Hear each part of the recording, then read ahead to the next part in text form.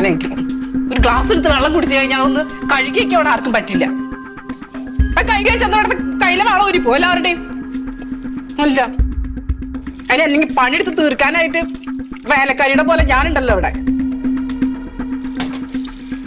അല്ല മൊത്തത്ത് മനുഷ്യന്. പ്രവീണേട്ടാ എന്താ കഴിച്ച പ്ലേറ്റ് കഴുകിക്കാൻ പറ്റില്ലേ? അത് നീ പാത്രം കഴുകിക്കൊണ്ടിരിക്കുകയല്ലേ, ഇപ്പൊ അതിന്റെ ഇടയിൽ ഒരു ശല്യമായിട്ട് വരണ്ടെന്ന് പറയും. വെറുതെ എന്തിനാണ് ചീത്ത വിളി കേൾക്കണത്? ആ എല്ലാത്തിനും ഒരു ന്യായീകരണം ഉണ്ടല്ലോ അല്ലേ? നീ ഒന്ന് പതുക്കെ പറ, അമ്മ കേക്കും. ഇവിടെ മനുഷ്യന് മിണ്ടാൻ പോലും സ്വാതന്ത്ര്യം ഇല്ലേ? അപ്പൊ പകലന്ത്യോളം ഈ വീട്ടിൽ ഒറ്റയ്ക്ക് ഒരുത്തി ഈ വീട്ടിലുള്ളവർക്ക് എല്ലാവർക്കും വെച്ചും വിളമ്പി തുണി അലക്കും കഴുകി വൃത്തിയാക്കും ചാവാറായി. എന്നാ ഒന്ന് കണ്ടറിഞ്ഞ് ഒന്ന് വന്ന് ഹെൽപ്പ് ചെയ്യാം, അത് പറ്റില്ല. നീ ഇങ്ങനെ കാട് കയറി ചിന്തിക്കണേ എന്തിന്?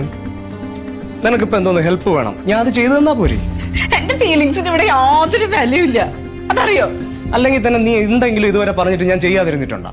പിന്നെ നിന്നെ പോലെ കണ്ടും കേട്ടോ അറിഞ്ഞൊന്നും ഞാൻ ഒന്നും ചെയ്യൂല, അത് സമ്മതിച്ചു. നീ ഇങ്ങോട്ട് മാറിയേ, ഞാൻ ചെയ്തോളാം.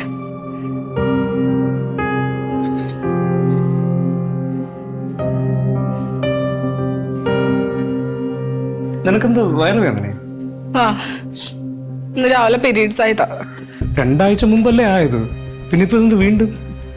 അല്ലെങ്കിൽ നിങ്ങൾക്ക് എന്റെ എന്തെങ്കിലും കാര്യങ്ങൾ അറിയോ? 2-3 മാസമായി മനുഷ്യന് ഇടയ്ക്കിടയ്ക്ക് ഇങ്ങനെ തുടങ്ങിയിട്ട്. അല്ലെങ്കിൽ എന്നെ ഇവിടെ ആർക്കും വേണ്ടല്ലോ, ഭർത്താവിനും വേണ്ട മക്കൾക്കും വേണ്ട, ഒരു സ്നേഹമില്ല ആർക്കും എന്നോട്. നീ ഇപ്പൊ ഇങ്ങനെ കരയാൻ വേണ്ടി ഞാൻ ഒന്നും പറഞ്ഞില്ലല്ലോ. അല്ലെങ്കിൽ എന്റെ ഫീലിങ്സ് നിങ്ങൾക്കൊന്നും മനസ്സിലാവില്ല പറഞ്ഞു കഴിഞ്ഞാല്. ഇതിപ്പോ ആരോ പണ്ട് പറഞ്ഞ പോലെ. എന്താ ഇവിടെ? ഒന്നുമില്ലമ്മ.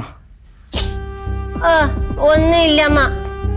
നീയൊക്കെ പറയുന്നത് കേൾക്കാതിരിക്കാൻ ഞാൻ അത്ര പൊട്ടിയൊന്നുമല്ല. എന്തിനാണ് ചേർന്ന് പോകുന്നേ? ഒന്നുമില്ല അമ്മ. ഒന്നുമില്ലെന്നും അല്ല, എനിക്ക് എല്ലാം അറിയാടി മോളെ. നീ 10-15 വർഷമായാലും ഇവിടെ വന്ന് നിന്നിട്ട്. അന്നു മുതലും ഞാൻ കാണുന്നതാ. ഞാൻ കുറച്ച് ദിവസം ഇവിടെ നിൽക്കാൻ വന്നത് നിനക്ക് തീരെ ഇഷ്ടപ്പെട്ടില്ല, അത് തന്നെ കാര്യം. അയ്യോ അമ്മ എന്തിനെ ഇല്ലാത്തതൊക്കെ പറയണത്? ഇല്ലാത്തൊന്നും അല്ല, എനിക്കെല്ലാം അറിയാം. അന്നും അല്ല, നിനക്ക് എന്നെ തീരെ ഇഷ്ടമല്ല. ഞാനങ്ങ് പോയേക്കാം. എന്റെ അമ്മ ഇങ്ങനെയൊന്നും പറയല്ലേ. അവക്കമ്മ എന്ത് കാര്യമാണെന്ന് അറിയാമോ? അവള് നിർബന്ധിച്ചിട്ടാ ഞാൻ അമ്മ ഇങ്ങോട്ട് വിളിച്ചോണ്ട് വന്നത് തന്നെ. പിന്നെ എല്ലാം എനിക്കറിയാം. ഇതിപ്പം അവക്ക് പീരീഡ്സ് ആയി, അതിന്റെ ദേഷ്യം വിഷമമൊക്കെ കാണിക്കുന്നതാ. പിന്നെ ഇവൾക്ക് മാത്രമേ ഉള്ളൂ പീരീഡ്സ്. ഞാൻ ഈ പ്രായമൊക്കെ കഴിച്ച് എവിടെ വരെ എത്തിയത്? നീ പൂങ്കണ്ണീരുന്ന് ഒഴിക്കണ്ട, ഞാനങ്ങ് പോയേക്കാം. ഇതൊന്നും കണ്ടു നിൽക്കേണ്ട കാര്യമൊന്നും എനിക്കില്ല. എനിക്ക് വീടും ഉണ്ട്, പെൻഷനും ഉണ്ട്. ഞാൻ ആരും ബുദ്ധിമുട്ടിക്കാതെ അവിടെ പോയി മരണം വരെ ജീവിച്ചോളാം. എന്റെ പൊന്നമ്മ, അമ്മ എന്താ ഇങ്ങനെയൊക്കെ പറയുന്നത്? എനിക്ക് തീരെ വയ്യ. കുറച്ച് നാളുകളായിട്ട് ഇങ്ങനെയാ, ഒരു കാര്യമില്ലാണ്ട് വെറുതെ എനിക്ക് ദേഷ്യ സങ്കടമൊക്കെ വന്നോണ്ടിരിക്കുക. എന്തിനാ ഞാൻ ഇങ്ങനെ റിയാക്ട് ചെയ്യുന്നത് എനിക്ക് മനസ്സിലാവാത്തോണ്ട് അമ്മേനോട് എനിക്ക് ഒരു സ്നേഹക്കുറവുമില്ല. നോക്കമ്മ, ഞാൻ എന്തെങ്കിലും ചെയ്തിട്ടോ പറഞ്ഞു പോയിട്ടുണ്ടെങ്കിൽ സോറി. സന്ധ്യ, സന്ധ്യ,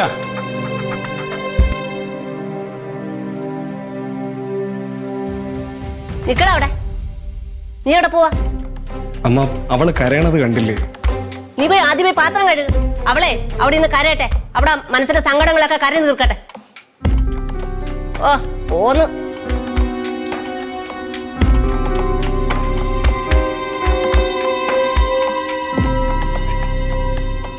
നോക്കിക്കോ, ഇന്നെല്ലാം ഞാൻ അമ്മയോട് പറഞ്ഞു കൊടുക്കും. പറഞ്ഞു കൊടുത്തു, എനിക്ക് കുഴപ്പമൊന്നുമില്ല. കണ്ട ആമ്പിളരോട് അടി ഉണ്ടാക്കുന്നൊക്കെ നാണമില്ലേ? ഇങ്ങോട്ട് പ്രശ്നം ഉണ്ടാക്കാൻ പറഞ്ഞാൽ ആണാലും പെണ്ണാലും ഞാൻ തിരിച്ചു കൊടുക്കും. എന്താടി അമ്മ ഇന്ന് സ്കൂളിൽ ഏതവന്റെ കൂടെ അടി ഉണ്ടാക്കി മൂക്കുരിച്ച് ചോര വന്നെന്നാ പറയുന്നത്. അങ്ങനെയൊന്നും ഇല്ല അമ്മ, എന്നെ ബോഡി ഷെയിം ചെയ്തോണ്ട് ഞാൻ കൊടുത്തത്. പക്ഷെ കോംപ്രമൈസ് ആയി. പ്രിൻസിപ്പൾ എന്നെ വിളിച്ചിട്ട് ധന്യയുടെ എനിക്ക് ഗുണ്ടയാന്നാണോ ചോദിക്കുന്നത്? എന്റെ തൊലി ഉരിഞ്ഞു പോയി. എന്തൊക്കെയാടി കേക്കണത്?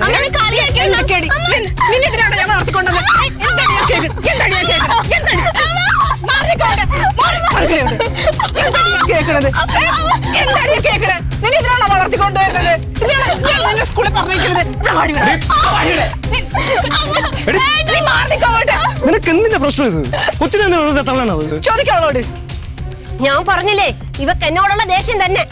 ഇനി ഞാൻ ഇവിടെ നിന്നാലേ ഇവിടെ നാടകം തുടരും. എന്നെ ഞാൻ വീട്ടിൽ കൊണ്ടാക്കും.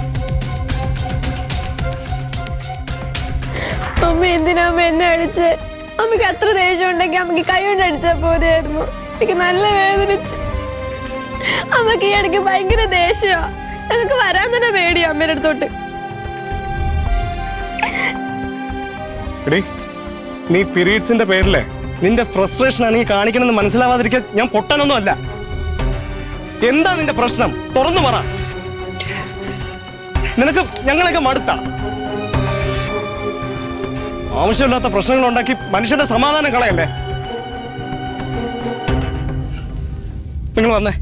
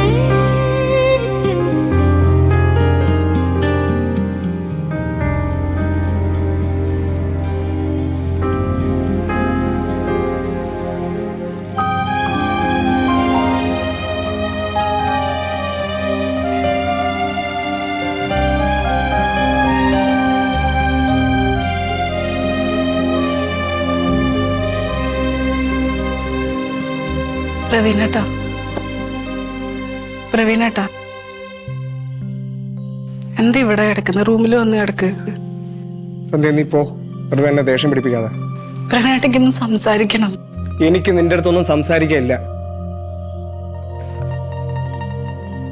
പ്രവീണേട്ടാ പ്ലീസ്. ഒരു നിന്റെ അടുത്തല്ലേ പറഞ്ഞത്? വെറുതെ എന്നെ കൊണ്ട് ഒച്ച വെപ്പിച്ച് അമ്മ ഉണത്തല്ലേ.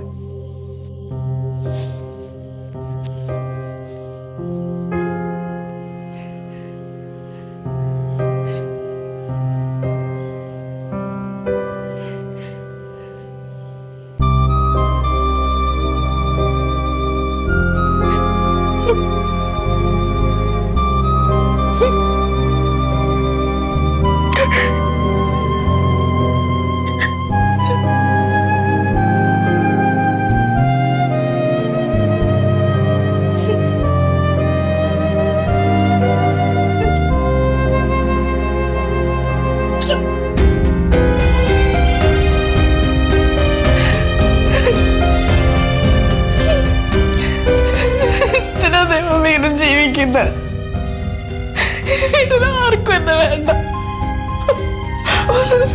സ്നേഹിക്കാനും സംസാരിക്കാൻ പോലും ആരുമില്ല. എന്തൊക്കെ ജീവിക്കണത്?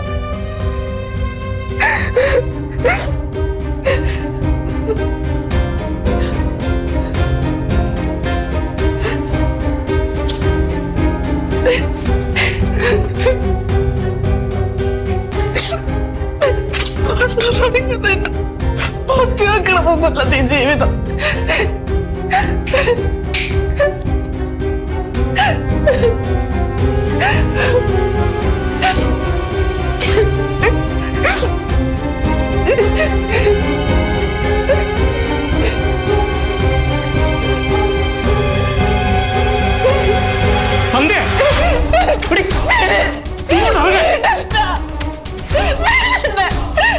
എന്തോന്ന് നീ കാണിക്കുന്നേ?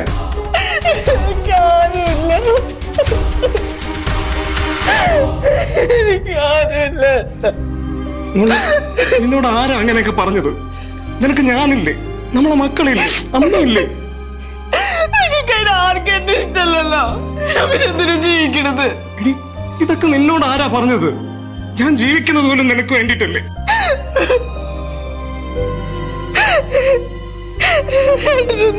സംസാരിക്കാൻ പോലും സമയമില്ല എന്നോട്. നീ ഇങ്ങനെ ആവശ്യമില്ലാത്ത ഓരോ കാര്യങ്ങൾ ചിന്തിക്കണോണ്ടാ ഈ കുഴപ്പം. നീ റിലാക്സ് ചെയ്തേ. ആർക്കും എന്നെ ഇഷ്ടമല്ല. എനിക്കെന്തോ പ്രശ്നമുണ്ട് കേട്ടാ. ഞാൻ തകർക്കുന്നുണ്ട്. ഞാനെന്തിനാ മരിക്കാനൊക്കെ പോയ? ഈടായിട്ട് എനിക്ക് ദേഷ്യം കൺട്രോൾ ചെയ്യാൻ പറ്റുന്നില്ല കേട്ടാ. ഭയങ്കരമായിട്ട് ദേഷ്യം വരാം. കരച്ചിൽ നിർത്താൻ പറ്റുന്നില്ല.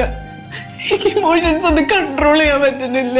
എനിക്ക് എന്താ പറ്റുന്നതെന്ന് മനസ്സിലാവുന്നില്ല ഏട്ടാ. ഒന്നുമില്ലടാ, ഞാൻ പണ്ട് ഇങ്ങനെ ആയിരുന്നില്ലല്ലോ. അല്ല, നീ കുറച്ച് നാളായിട്ട് ഇങ്ങനെയാ. സഹിക്കാൻ പറ്റുന്നില്ല. നീ കിടക്ക. നീ കിടക്ക.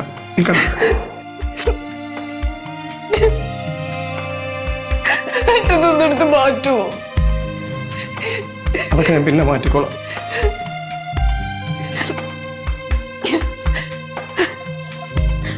പോലെ ഇല്ല,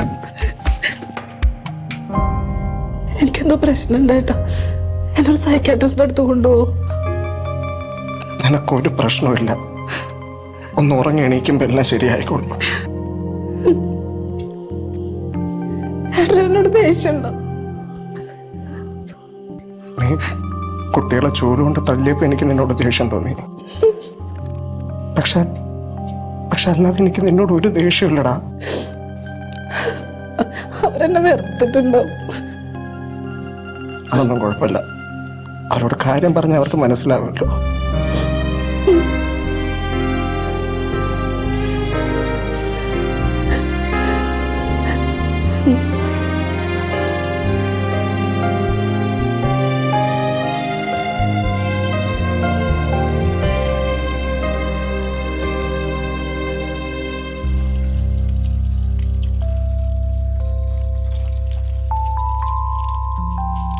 അച്ഛാ, ആ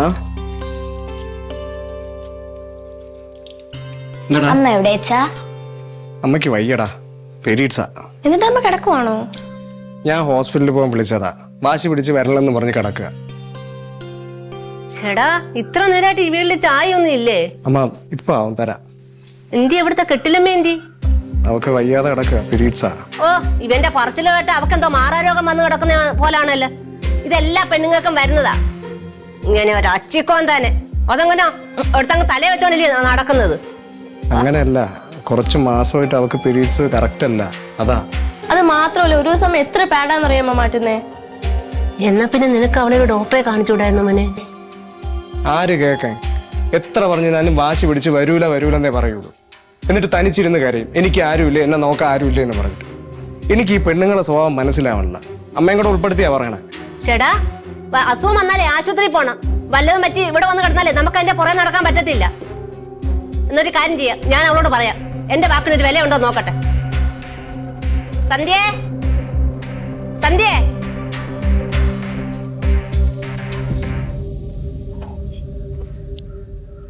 ആ മോളെ.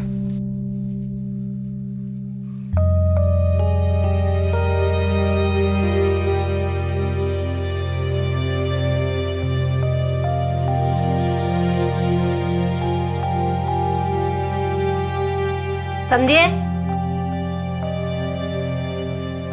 എന്ത് നിനക്ക് വയ്യേ? ഭയങ്കര നടുവേദനയും വയറുവേദനയോ ഓവർ ബ്ലീഡിങ്ങും ഉണ്ട്. ഇത്രയും വയ്യഞ്ഞിട്ട് എന്താ മോളെ നീ ആശുപത്രി പോഞ്ഞേ? ഓ, എനിക്ക് വയ്യ, എനിക്ക് പേടിയാ. എന്തിന്?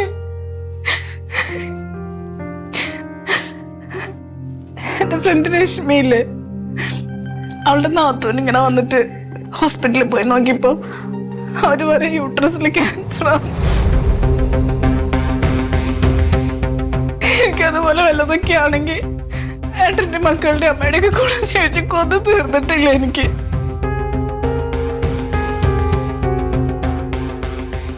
ഈ മണ്ടിപ്പെണ്ണിന്റെ ഒരു കാര്യം. എടി മോളെ, പീരീഡ്സ് നിൽക്കാറാകുമ്പോഴേ ഇങ്ങനെയൊക്കെ വരുമെന്ന് എല്ലാരും പറഞ്ഞു കേട്ടിട്ടുണ്ട്. നീ പെട്ടെന്ന് എഴുന്നേറ്റ് ആശുപത്രി പാ നോക്കി. ഇവിടെ പെട്ടെന്ന് ആശുപത്രി കൊണ്ടുപോയി. വേണ്ട അമ്മ, അത് ശരിയാവില്ല. വേണം, അമ്മയല്ലല്ലോ തീരുമാനിക്കുന്നത്, ഞങ്ങളല്ലേ. എണീക്കമ്മ, ഞങ്ങൾക്ക് വയ്യാതായിക്കാൻ നമ്മൾ ഉടനെ ഹോസ്പിറ്റലിൽ കൊണ്ടുപോകുമല്ലോ. അമ്മയ്ക്ക് വയ്യാതായിക്കാൻ അമ്മ ഹോസ്പിറ്റലിൽ പോലെ മെഡിസിനും എടുക്കത്തില്ല. അത് ഞങ്ങൾ സമ്മതിക്കത്തില്ല. നീ വാ.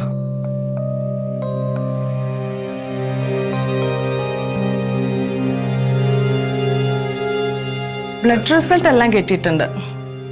HP കുറവാണ് കേട്ടോ. മെനോപോസിന്റെ തുടക്കമാണ്. അതുകൊണ്ടാണ് ഈ ചൂടും ദേഷ്യവും ഫ്രസ്ട്രേഷൻസ് എല്ലാം. ഞാൻ മെഡിസിൻ എഴുതിയിട്ടുണ്ട്. എനിക്ക് മനസ്സിലായില്ല ഡോക്ടർ. എടോ, അത് ഈ പീരിയഡ്സ് നിൽക്കാറാവുന്നതിന്റെ ലക്ഷണങ്ങളാ. ബോഡി ആ സ്റ്റേജുമായിട്ട് പൊരുത്തപ്പെടാൻ കുറച്ച് ടൈം എടുക്കും. ശരീരം മാത്രമല്ല, മനസ്സും. മാക്സിമം ആ ടൈമിലെല്ലാം നമുക്ക് സന്തോഷം തരുന്ന കാര്യങ്ങളെല്ലാം ആലോചിക്കാം. യോഗ, മെഡിറ്റേഷൻ അതെല്ലാം പ്രാക്ടീസ് ചെയ്യാം. ബെറ്റർ ആയിരിക്കും. സ്ത്രീകൾക്ക് മീ ടൈം, സെൽഫ് കെയർ ഇതെല്ലാം വേണ്ട ടൈമാണ്. സോ മാക്സിമം നമുക്ക് സന്തോഷം തരുന്ന കാര്യങ്ങൾ മാത്രം ശ്രദ്ധ തിരിക്കാം കേട്ടോ. ഡോക്ടർ, പെയിൻ നിൽക്കാനുള്ള ടാബ്ലറ്റ്സ് അതെല്ലാം ഞാൻ എഴുതിയിട്ടുണ്ട്. ഇവൾക്ക് എന്തോ വലിയ അസുഖം എന്ന് പറഞ്ഞ് പേടിച്ച് ഹോസ്പിറ്റലിൽ വരാതിരുന്നതാ.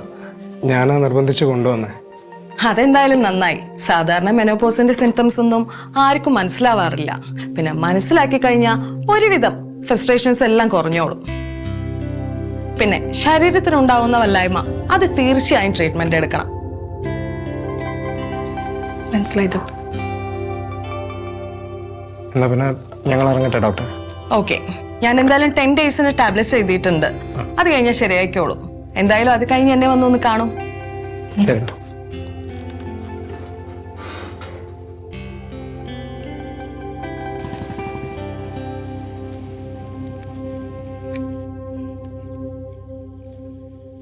നീ എന്നെയും കൂടെ ടെൻഷൻ അടിപ്പിച്ചല്ല ചേട്ടാ.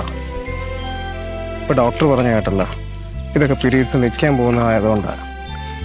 ഏതായിരുന്നാലും അത് നന്നായി. തനിക്ക് ഞാൻ വേദന അനുഭവിക്കണ്ടല്ലോ.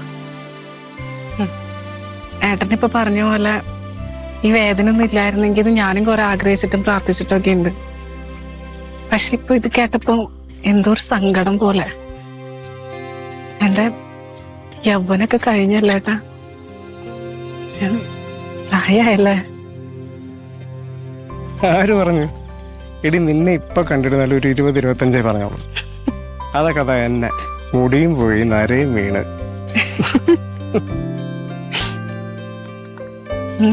എന്താ നോക്കുന്ന?